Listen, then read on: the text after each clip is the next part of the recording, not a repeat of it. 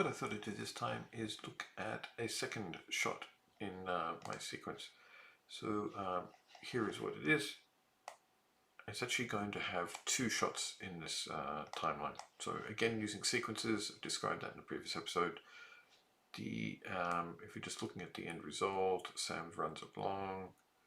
I'm just going to temporarily, oops, deleting the wrong thing there. I wanted to get rid of the camera movement. So we're just going to use the other one. I'm going to undo it back. So it just makes it a little bit clearer. So he's running along, goes around the corner a little bit, it's reaching out his hands, and goes into an idle position. Now, this track down here, since I'm just messing around with it, I've got two virtual cameras, and this virtual camera controls to start with in the first position. You may notice the camera is not moving, and so this particular virtual camera, if I bring up an inspector, it is not following or looking at anything particular. I've just set it to a location. But then I've got a second one over here, which again, it's not tracking, it's not following anything. It's just looking at a certain, really I should have set that to do nothing, and composer should have do nothing. What's actually happening is the default is tromposer, and it's coming up with this warning, says, look, I can't do anything if you didn't tell me what to follow, and these follow and look at are empty. So more technically correct would be to set that to do nothing, so it knows that it's not meant to do anything explicit. And so these are the two cameras. And so if I want to see a particular shot, I mentioned the other time, you can align view to selected, and that will show you. And if you sort of say, no, it's not really quite what I want it to be a bit taller, a bit like that.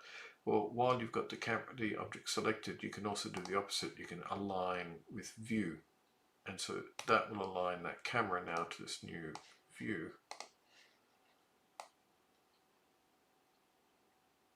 And it's actually, you might not notice a difference, but it's now in a different position. So if we do an undo, it's gone back down to the lower position. And so using that game object align, I don't usually move the objects, the cameras around to try and get the camera positioning right. I find it's too hard. What I do is I fiddle around with the view using all these controls, mouse wheels, left and right buttons, A, S, D, W, X, sort of, move the cursor around locations. So you can pan left and right, and you got all these sorts of control systems move around the scene. So I try and get the view right here, and then I align a camera using, select that, game object, align with view, and it'll move the camera and the angle to point at exactly what's in the scene window, which is, I find, quite a useful way to set up cameras. So that's the camera track. If we come back up to the top, so this is a timeline. The first one is for Sam, which is this character here. And I've got a basic running forward. Now this pack of animations has got a basic motion run and turn to the left. And so this is blending in it because they're overlapping. I'm just moving that from side to side because it's overlapping. It'll blend from moving straight to going around a corner a little bit and then slowing down to an idle. So this is actually it's walking followed by idle.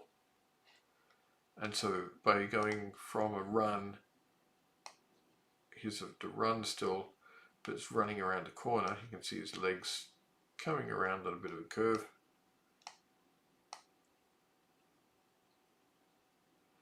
Then going straight and then slowing down and stopping in an idle sort of pose.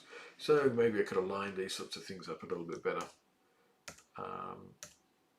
But that's what I've got at the moment.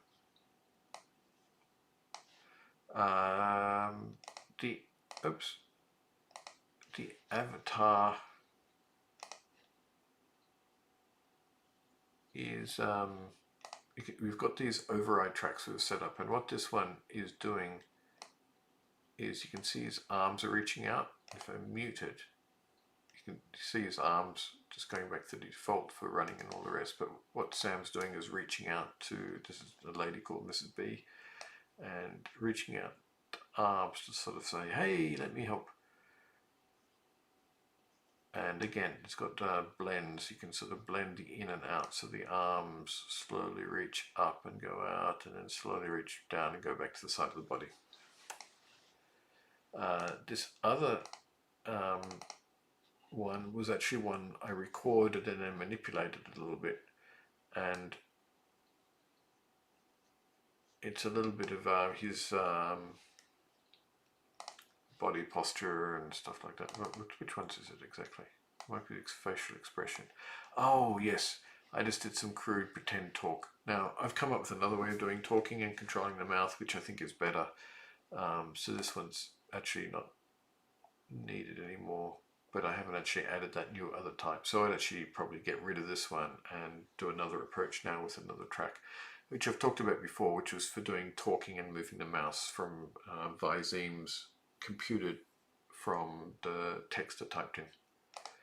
Now I've also got the bag. Where's the bag? Suitcase. And so the suitcase is also being animated. This is an animation track, and sorry, that's Mrs. B. Here's the suitcase down here. My apologies. And so if we look at the suitcase, it just does a number of recordings of position and time. And so I just manually moved it around a little bit to make it look like it's sort of trying to get up the side. And so it is moving as she pulls it, but she's just not strong enough to get it up there. So that's this little clip here. I just timed it with her leaning back. This particular clip was a recording using mocap software, and so you can see it's got lots and lots of values being animated, lots and lots of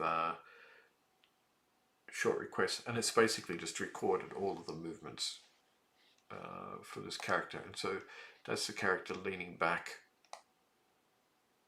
That was recorded, I think I did that one using Deep Motion, where you upload a video clip of a person doing it, and it turns that into an animation clip you can download and use in programs like Unity, which is quite useful. It just does it through analyzing a video file you upload. Okay, so we had Mrs. B, then the storyboard track, you only see in the game mode, and it's what's actually creating these bubbles with text in them.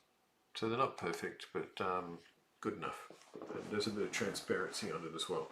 So here are the two storyboards clips. And if you have a look, it's got some text to display. It's got a speech bubble, and the number 8 means the little speaking. These are like clock faces, and so 12 means straight up, 3 means directly to the right, 9 means directly to the left, as on you would get on a clock face. So it just makes it quicker to work out which one to actually go off and use with the actual text. Come back here, hey Mrs. B, and then the inspector, you type that in, you can change the font name, I just never do, and some other sorts of settings you can fiddle with. The there's this sort of yeah, well, you can play with that if you want. So what else we got? I've talked about the cinema scene track. The animation track is just changing position and rotating a few times over time, just to get that little bit of rotate sort of look and feel. That's all there is to that one. And then the recorder track, this shot has actually got 2 shots in it. One is episode 1, location 10, shot 20, and the other is number 30. And so rather than reset everything up and to make sure it flows nicely, I just have a recorder clip for the first time, and then have a separate recorder clip for the second one, and it's just one long animated sequence. These days I frequently create a new shot for every recorder clip. It just gives you a bit more flexibility, but that's not how this one does. This one's doing one thing all the way through. So we've got Mrs. B, we've got Sam, we've got the sun. You might notice that it's got long dark shadows, and the purpose I did that on was to reinforce the idea of being in the morning when the sun is brighter often and is coming in on an angle. Every shot has its own main camera.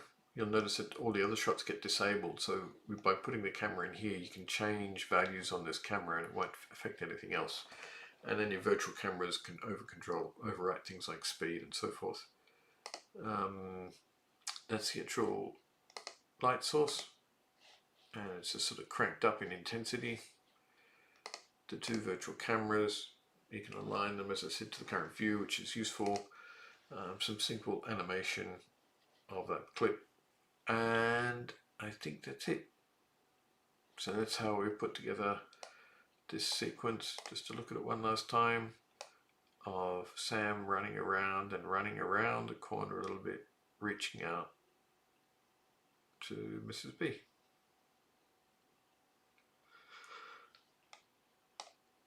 Thank you for watching. If you've got any questions, feel free to leave a comment. If you've got a topic you'd like covered, also feel free to leave a comment. I can't promise what I'll get to, but I shall try.